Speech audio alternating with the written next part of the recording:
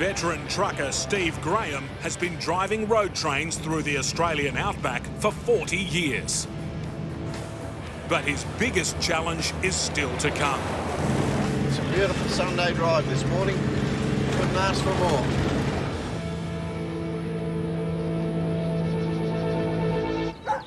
From his home base in Perth, he's preparing to take on Australia's largest desert, the Great Victoria. Once again, it's a lonely outback mongrel job. But it's outback trucking, dramas. And I'm looking forward to getting back out in the desert. Normally, Steve takes only his dog Bella for company. Come on, let's go. Up again. We're on the road, girl. We're on the road. Let's go. But on this epic journey, he's in convoy with his old mate, Si, who's no respecter of age. Steve, I'm just going to make sure you've got your big pencils in place, mate. Roger, Dodger. Righto, mate. We'll settle down and we'll give it a bit of a run for a while,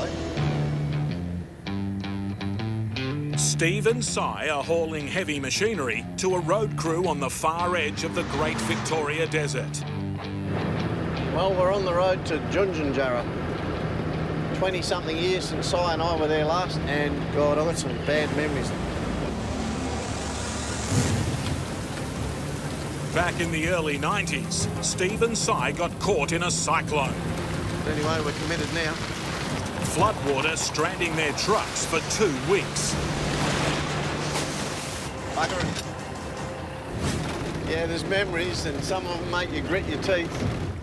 Now, close to 3 decades later, history is threatening to repeat itself. The weather forecast is grim. There's a cyclone hanging around waiting to come down and give us a bit of pain. And Si and I desperately want to get this load in and delivered before we get major rain out there in the desert. With the tail end of the wet season lingering, Steve fears storms have flooded the desert road. There's the huge rain the other day, huge rain. We just don't need water like that to have gone out where we're going, anywhere near where we're going. You just can't drive these trucks out on country like that. You haven't got a chance in hell. That's definitely something to think about, how much rain they've had out the road. But you never know, it's trucking, isn't it?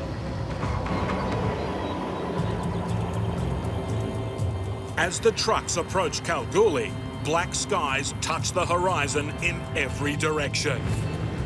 Last time the sky was like this, and there were cyclones around and thunderstorms, and we were out there for weeks, Bob. It could be a bad sign. Steve Grahame's picking up 2 more trailers. We've got 62 wheels hanging off the end of the steering wheel, 100 tonne, 53 metres long. Looks like we've got us a road train. We're ready to go outback trucking. The convoy's also gained another truck. Pat Reed is joining Steve and Si on their epic trek across the Great Victoria Desert, delivering a water tank to the remote community of Junjunjara.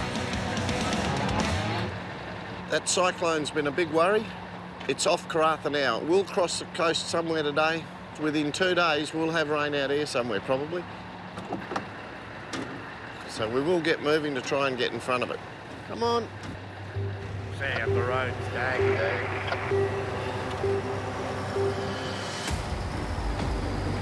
The thing with outback trucking is you don't know what's in front of you. You've got to deal with what you get.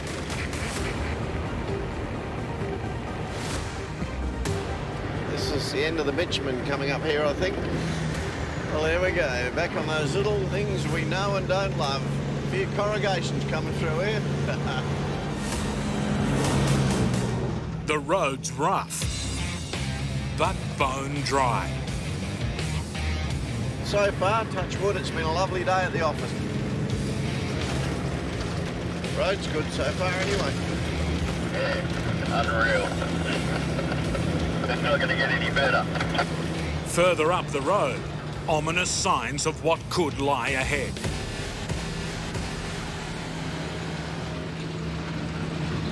It's been raining here, and it's just dried out enough now for us to have access, so we certainly don't want any more water on this road. The last time Steve and Si drove this road, close to 30 years ago, they were stranded in the mud for 2 weeks. With clouds gathering on the horizon, it could be another difficult journey.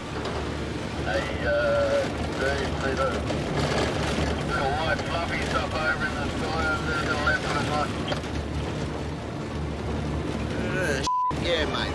That's, that'd have to be coming off that cyclone site. Yeah, scary, mate. It's been a bit more rain than what there was closer in the Cal. In the lead truck, Si's approaching the worst of it. A little bit of slop coming up, get ready. But makes it through. Pat's next in the water tanker. Steve is bringing up the rear.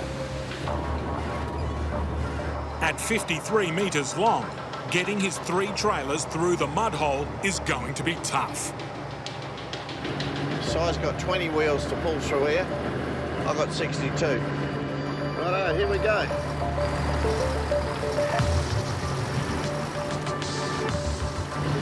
We've got a bit of wheel spin there. She's not enjoying it. Once I get my drive through, which I have now, I'm feeling good about it. The massive road train passes its first mud test. I was worried about my pacemakers back there, but then I realised I was going uphill. Are you trying to kind of say Hey, something? that the pacemaker's doing a good job. Oh, you're on it, mate. Because I'm breaking the air for you, mate. Just getting sucked along by my power. Si's engine is a little bit more modern than mine, and it's puts out more torque. But I would like to point out he's got tiny little wheels there that are ready to give him an awful lot of trouble. So there's a little bit of to and fro going on here. Who's going to pull who out of the bomb?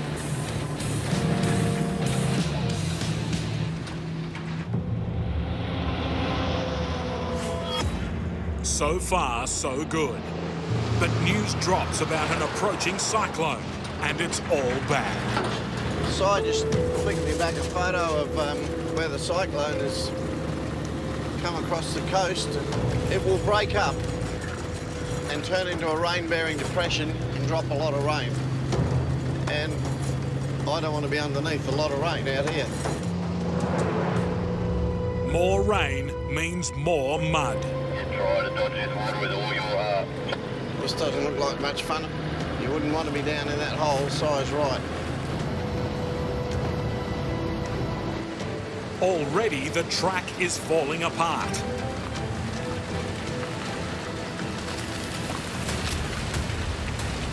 Sorry, old truck, but you're going to take out a bit of scrub. I hope we don't get any punctures out here. I don't want to do it to you. Yeah, we're good, Si. It's always good to get through a puddle, but just looking at what's in front of us, this Holy shit, not good. Uh-oh. Oh dear. Up ahead, Si's worst nightmare. His fully loaded truck is bogged. This doesn't look like much fun. We'll get there, mate, eventually, I think, I hope. Up ahead, ominous storm clouds gather from a rapidly approaching tropical cyclone. That cyclone Veronica is looking really intense. I've got my eye on it. Could be difficult times here. As Steve predicted, the small wheels on Si's trailer have come to grief in the mud. Si's call for help is answered by Al Marks, a contractor who's also headed to Chunchunjara. It's going to be fun all the way. What do you want to come and play with us for? You should have gone to town with the others, mate. I could have been on the piss now. Go forward a bit, bro.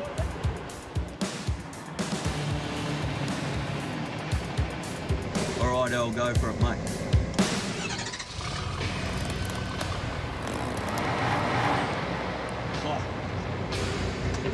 Come back a bit, El.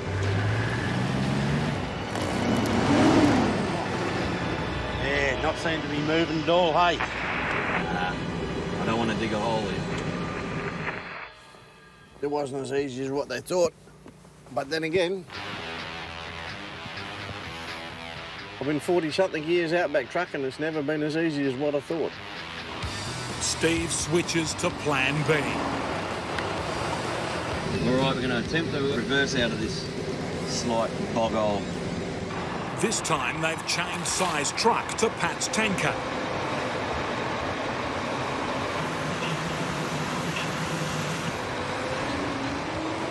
The extra muscle soon has Si back on dry ground. Well, that went very easy. One problem solved, but the convoy's still on the wrong side of the mud.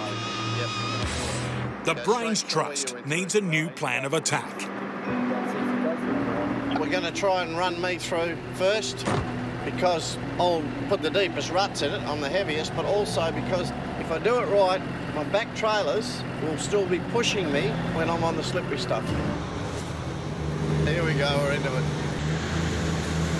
Steve Grahame's axle deep in mud.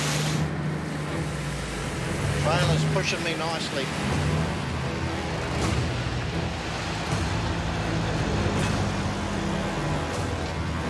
I'm hardly accelerating. Those trailers are doing a wonderful job.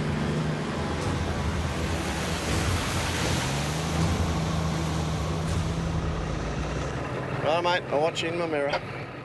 Si follows in Steve's tracks.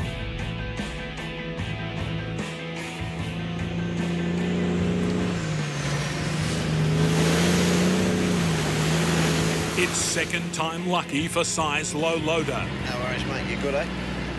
Yeah, mate, all good. This looks worse than the last one. The road's certainly not good. I said we'd be in there by tomorrow afternoon. It might be the following afternoon. This is going to be a steady operation. If the equipment the trucks are carrying arrives late, it'll prevent a whole road crew from working. It'll be what it'll be, but by Jesus, we don't want any rain tonight. Mud is not the only obstacle between Steve's convoy and the community of Chunchunchera. The three trucks have been travelling alongside the Trans-Australian Railway, and now they have to cross it.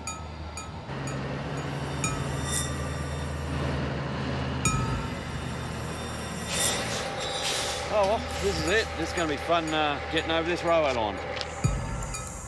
The crossing has a steep approach and exit.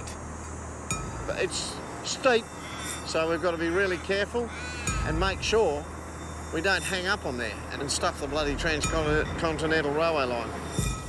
If Si's truck with its low-slung trailer bottoms out, it could cut the only rail link between east and west, causing major disruption. If we scrape, we're going to have to basically skull drag them off the line and shut the bloody railway line. Si begins to inch his way over. I think there might be a train coming.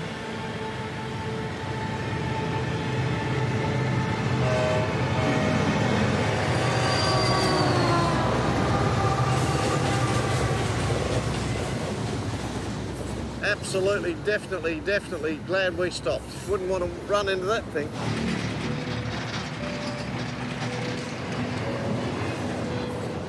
After the close shave with the train, Steve and Si are on high alert as they prepare to cross the rail.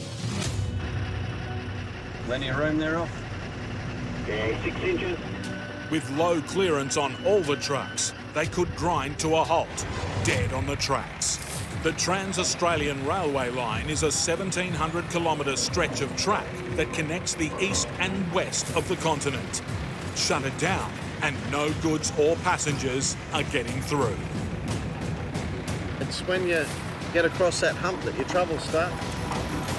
As you can see, his back wheels are clean off the ground.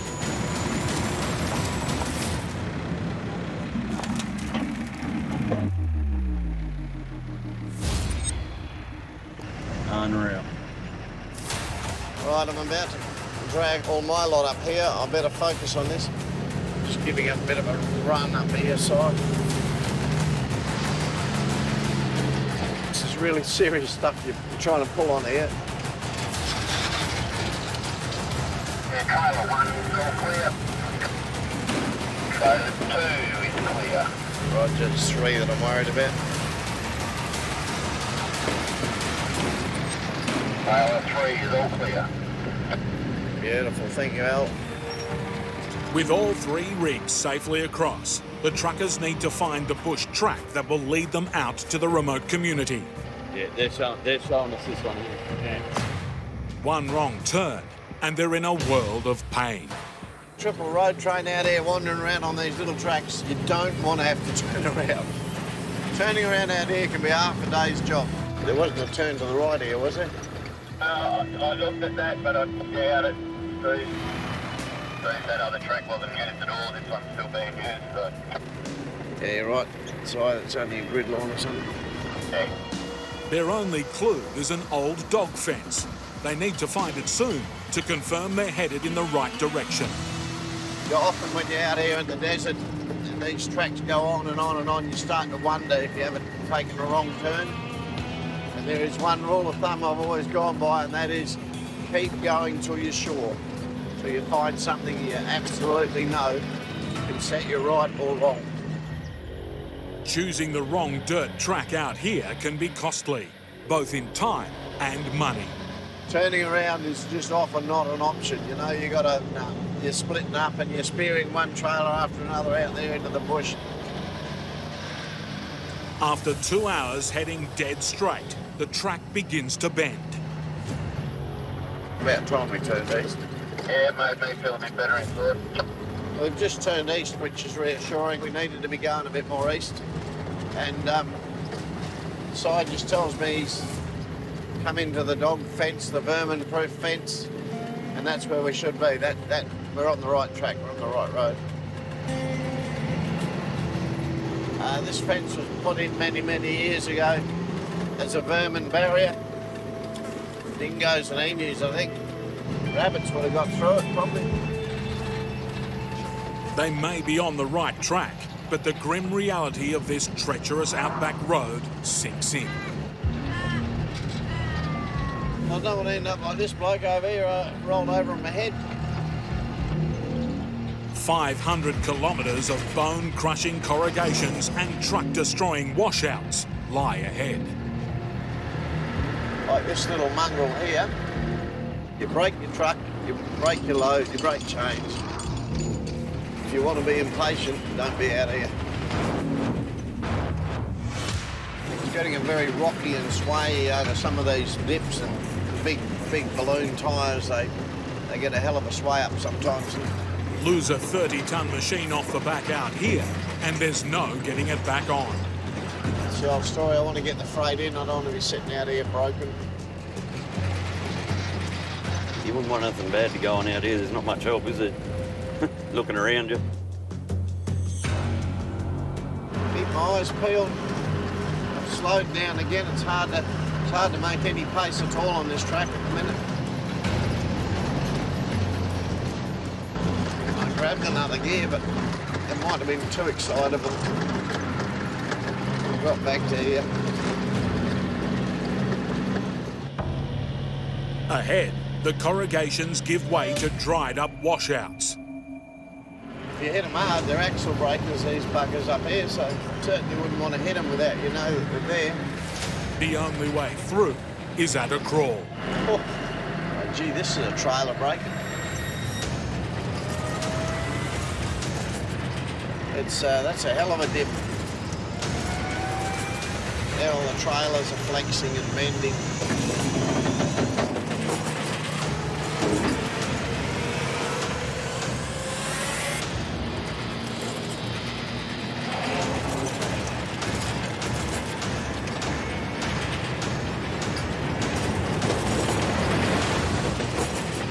All right, I think that's it. We won't get much more done today. It's near dark, and we're not going to get in there. I think we'll be about 60 kilometres, 50 or 60 kilometres short of it. It's been a long, long day bouncing around on these roads. Just hours from the community, Steve and the convoy will have to camp here tonight and face the desert sun tomorrow.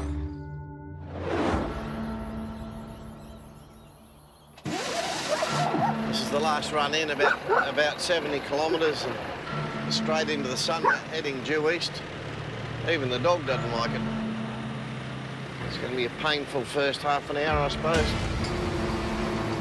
With 62 wheels on the ground, if there's something nasty there, there's a good chance I'll grab it. And so close, you know, it'd be nice to roll over the line without any more damage. Yeah, it's not much fun, sorry. With every metre of road punishing the trucks, Steve regularly checks the battered trailers. Would you believe it? Little wheels, I hate them. One of Steve's 62 tyres has been destroyed by the dirt. Another tyre. I'm just jacking up to change a flat. Even with 3 truckers changing a single tyre, it can still take an hour. Well, there you go. He's got a wheelbarrow in his hand, so there you go. Especially when only one is doing all the work. Nothing's changed over the years, Si. I'm down here changing a bloody tyre and you were laughing at me. I've earned my right, I think.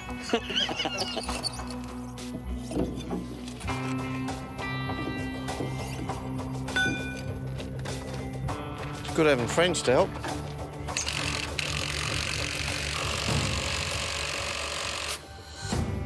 Tyre change complete. The truckers are finally on the home stretch. Let me hide this shit. We're nearly in there. There you go. There's the 5 kilometre sign. It's good to see that. I haven't seen a sign for this place since I left Kalgoorlie. After an epic 1,300 kilometre journey, the 3 trucks finally arrive at Chunchunjara. This remote desert community has just 200 inhabitants, and Steve's cargo of essential sanitation equipment is long overdue. The community would be far better off for it. They'll be able to go to the toilet a lot easier, if you want to put it that way. That's it. Unreal. Mission success. Si, thanks, mate. Yeah, thank you too. No, I appreciate it. Thanks, Pat. Yeah, no worries, eh? Let's make a move. Righto, fellas. Good on you. You know, I can't help but feel we always leave a little bit of a legacy.